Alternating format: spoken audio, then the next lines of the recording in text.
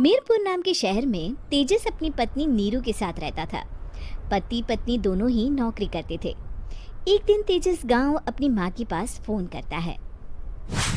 Hello, प्रणाम माँ। जीते रहो माँ, तुम दादी बनने वाली हो हैं?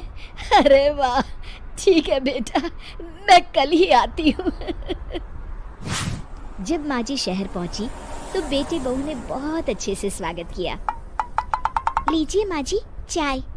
अरे गर्मा गर्म पकोड़े ले आओ माँ के लिए। नीरू रसोई में गई और 2 मिनट में ही पकोड़े ले आई। जी ये लीजिए।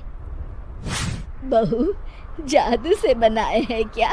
अभी तो रसोई में गई थी। यम्मी। माँ जी, शीला रसोई में पकोड़े तल रही है, मैं बस लेकर आई। हे भगवान, मेरा धर्म भ्रष्ट कर दिया तूने। अब तो गंगा जल से शुद्धिकरण करना होगा।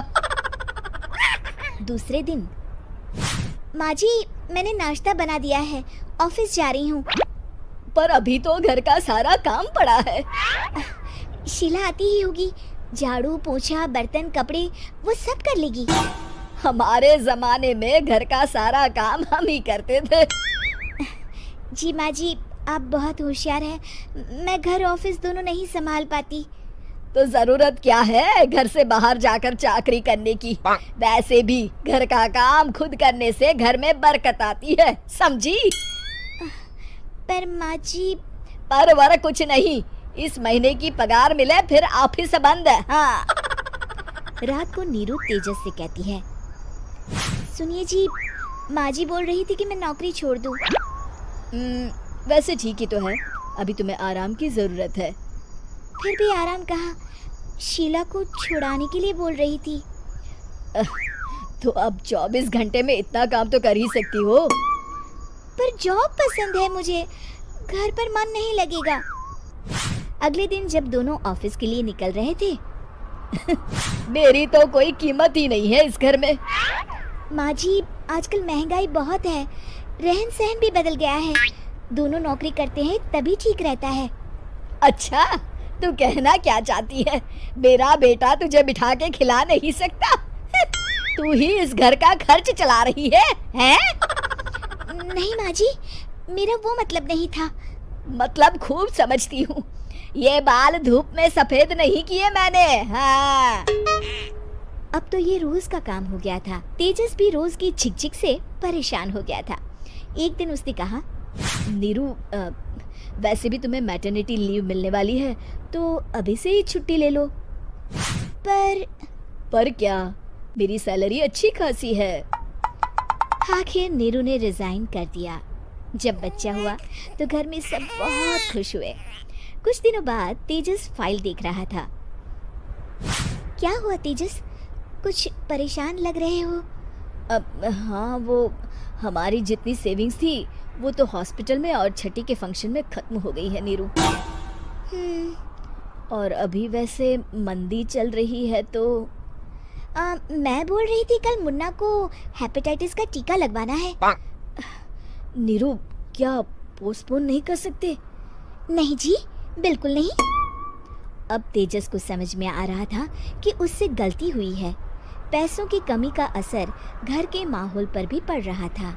अगले दिन, बेटा मेरा चश्मा और ये दवाइयाँ ले आना, पर्चा देते हुए माँ जी ने कहा। जी।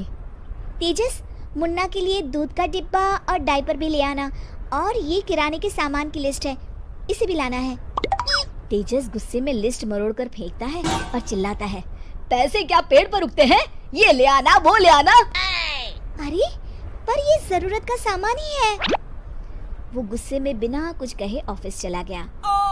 अरे अरे लंच तो ले जाइए। नीरू दौड़कर डिब्बा पकड़ाती है।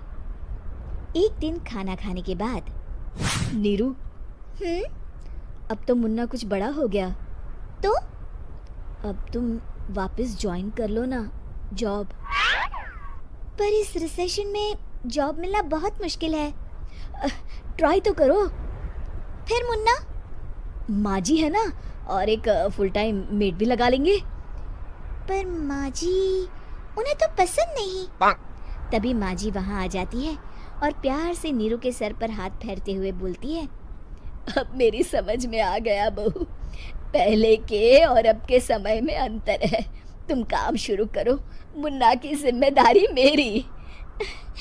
मेरी प्यारी माँ जी। ये कहकर नीरू उनके गले लग गई। शिक्षा, परिवर्तन संसार का नियम है, हमें भी समय के साथ चलना चाहिए। उम्मीद है कि आपको हमारी ये कहानी पसंद आई होगी। कृपया हमारे चैनल को सब्सक्राइब करें और सभी अपडेट्स के लिए बेल आइकन जरूर क्लिक करें। और हाँ, वीडियो लाइक और शेयर करना मत भूलिएगा। Bye bye.